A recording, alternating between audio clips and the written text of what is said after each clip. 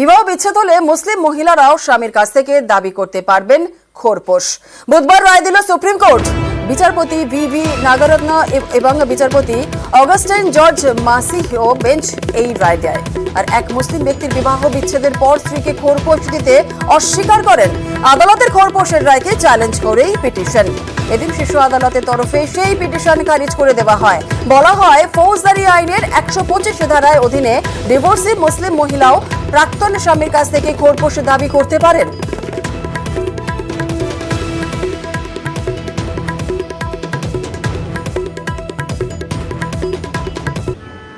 NEET মামলায় কেন্দ্রের হলফনামা। সুপ্রিম কোর্টে হলফনামা কেন্দ্রের।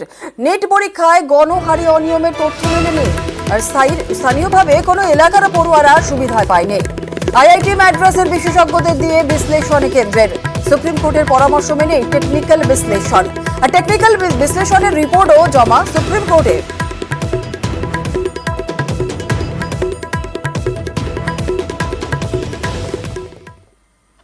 বিবাহ বিচ্ছেদ হলে মুসলিম মহিলারাও স্বামীর কাছ থেকে দাবি করতে পারবেন খোরপোশ।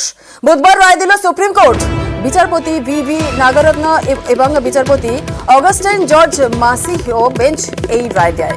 আর এক মুসলিম ব্যক্তির বিবাহ বিচ্ছেদের পর স্ত্রীকে খোরপোশ দিতে অস্বীকার করেন। আদালতের খোরপোশের রায়কে চ্যালেঞ্জ করেই পিটিশন। এদিন শীর্ষ আদালতের তরফে সেই পিটিশন খারিজ করে দেওয়া হয়।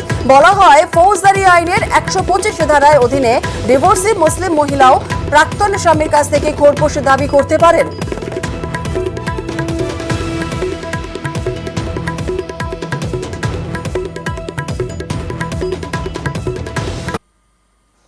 জমি দখল নিয়ে করা বার্তার পর এবার বদলে।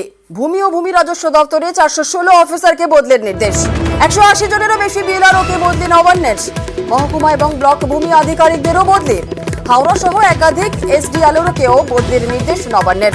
সরকারি জমি দখল নিয়ে ক্ষোভ প্রকাশ করেন মুখ্যমন্ত্রী। ভূমি এবং ভূমি রাজস্ব দপ্তরের ভূমিকায় ক্ষোভ প্রকাশ করেন তিনি। আর তারপরে এই বদলির নির্দেশ।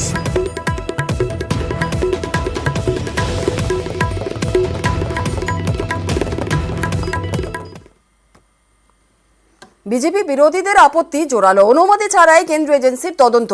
এবার রাজ্যের আবেদন গৃহীত সুপ্রিম কোর্টেও। সেপ্টেম্বরে শুনানি। আর এই নিয়ে শুরু হয়ে গেছে রাজনৈতিক তরজা।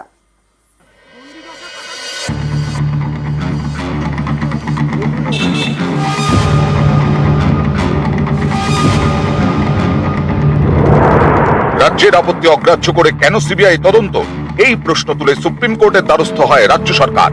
এ নিয়ে কেন্দ্রের যুক্তি খারিজ করে রাজ্যের মামলা গ্রহণ করল সুপ্রিম কোর্ট। সেপ্টেম্বরে হবে মামলার শুনানি। দিল্লি স্পেশাল পুলিশ এস্টাবলিশমেন্ট আইনে সিবিআই কে বিশেষ ক্ষমতা দেওয়া আছে। এই কেন্দ্রীয় গোয়েন্দা সংস্থা প্রয়োজনে সংশ্লিষ্ট রাজ্যে গিয়ে তদন্ত করতে পারে, কিন্তু সেক্ষেত্রে 3টি নিয়ম তাদের মানতেই হয়। এর মধ্যে অন্যতম সংশ্লিষ্ট রাজ্যের অনুমতি। 2018 নভেম্বরে পশ্চিমবঙ্গের বিধানসভায় একটি প্রস্তাব পাস হয়। এর মাধ্যমে সিবিআই তদন্তে ছাড়পত্র বা জেনারেল কনসেন্ট প্রত্যাহার করে নেওয়া হয়। পশ্চিমবঙ্গ সরকারের অভিযোগ, এরপরেও একের পর এক মামলায় রাজ্যের অনুমতি ছাড়াই এফআইআর করতে শুরু করে সিবিআই। রাজ্য সরকারের দাবি, এতে রাজ্যের সাংবিধানিক অধিকার খর্ব হয়েছে। এটা দেশের যুক্তরাষ্ট্রীয় কাঠামোতেও আঘাত। এই যুক্তি দেখিয়ে সুপ্রিম কোর্টের দ্বারস্থ হয় রাজ্য সরকার। পাল্টা যুক্তি দেন কেন্দ্রের আইনজীবী।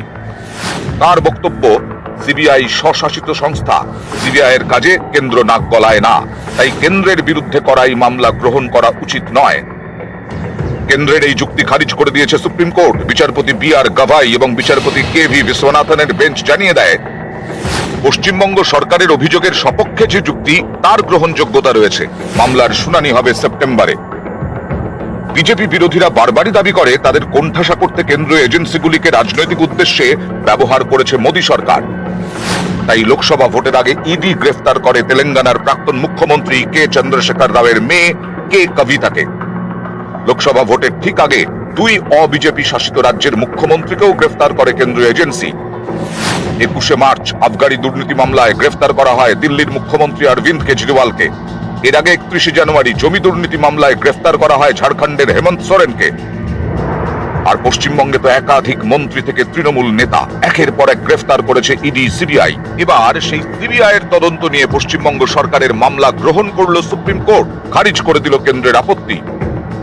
মাননীয় বিচারপতিরা বলেছেন ভারতবর্ষের সংবিধানের যে যুক্তরাষ্ট্রীয় কাঠামোর কথা বলে সেই যুক্তরাষ্ট্রীয় কাঠামোয় আঘাত হয়ে যাচ্ছে ইজ এ হিস্টোরিক অর্ডার।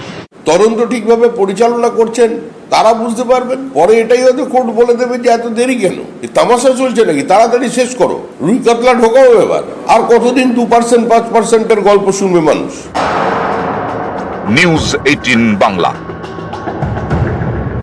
ধমকে নড়ে টনক, কারণ জিনিসপত্রের দাম নিয়ন্ত্রণে কড়া নির্দেশ দিয়েছেন মুখ্যমন্ত্রী। আর তারপরেই কোমর বেঁধে ময়দানে টাস্ক ফোর্স রাজ্য জুড়ে বাজারে বাজারে চালালো অভিযান। এতে অনেকেরই প্রশ্ন, মুখ্যমন্ত্রী না বললে কি টনক নড়ে না?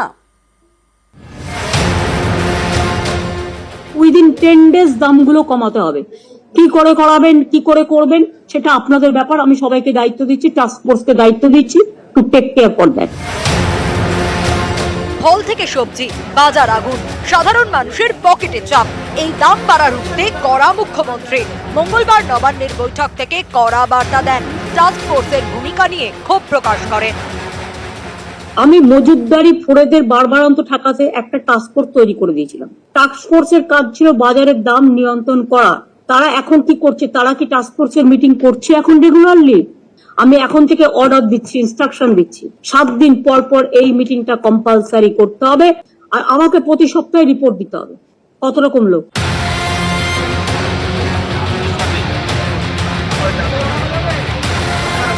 মুখ্যমন্ত্রীর নির্দেশের পরে তিনি ময়দানে টাস্ক ফোর্স। কলকাতা থেকে জেলা বাজারে বাজারে নজরদারি। কোন বাজারে কেমন মাল রয়েছে, তার গুণগত মান কেমন, সব থেকে বড় কথা দাম কত নেওয়া হচ্ছে, নানা বিষয় খোঁজ খবর করে টাস্ক ফোর্স। ওজনের মেশিনেও পরীক্ষা করা হয়। জিনিসপত্রের দাম নিয়ন্ত্রণে টাস্ক ফোর্স। 2012 সালে 38 জন সদস্যের টাস্ক ফোর্স তৈরি করেন মুখ্যমন্ত্রী। কৃষি বিপণন, খাদ্য দপ্তরের ডিরেক্টর, পুলিশ এনফোর্সমেন্ট ব্রাঞ্চ, পুর কমিশনার, কোল্ড স্টোরেজ মালিক এবং ব্যবসায়ীদের নিয়ে তৈরি হয় টাস্ক ফোর্স। বাজারে নিয়মিত নজরদারি চালিয়ে দাম নিয়ন্ত্রণে রাখার দায়িত্ব দেওয়া হয় টাস্ক ফোর্সকে। ঠিক হয় রাজ্যের সব প্রান্তের বাজারের পরিস্থিতি নিয়ে প্রতি মাসে বৈঠক করে মুখ্যমন্ত্রীকে রিপোর্ট দেবে টাস্ক ফোর্স। কিন্তু তার হয় কোথায়? বাজারগুলিতে নিয়মিত নজরদারি চালায় না টাস্ক ফোর্স, তাহলে আর রিপোর্ট দেবে কোথা থেকে? তাই এবার মুখ্যমন্ত্রীর ধমক, আর সেই ধমকে নড়েছে টনক। এতদিন দেরি হলো কেন? যে কোনো কারণে অনেক সময় আমরা ভাবি যে আমি কেন দায়িত্ব নিয়ে করব, উনি ভাবেন কে দায়িত্ব নেবে। যতক্ষণ না আমাদের দিদিরা দায়িত্ব দিচ্ছেন বা নির্দেশ দিচ্ছেন, কেউ এগোতে চায় না, এটাই সমস্যা। সেইটা মিটে গেছে, এখন আর ওইসব ভেবে লাভ নেই, সামনে এগোতে হবে। সম্প্রতি মুখ্যমন্ত্রী নানা বিষয়ে সুর চড়ান। সরকারি জমি দখল রুখতে, ফুটপাতকে দখলমুক্ত করতে, বেআইনি নির্মাণ এবং বেআইনি পার্কিং বন্ধ করতে কড়া বার্তা দেন মমতা বন্দ্যোপাধ্যায়। এসব ক্ষেত্রেও মুখ্যমন্ত্রীর ধমকের পরেই নড়েছে টনক। পথে নেমেছে পুলিশ প্রশাসন। এদিন টাস্ক ফোর্সও ছুটল বাজারে বাজারে। মুখ্যমন্ত্রী বকেছেন যে। নিউজ 18 বাংলা।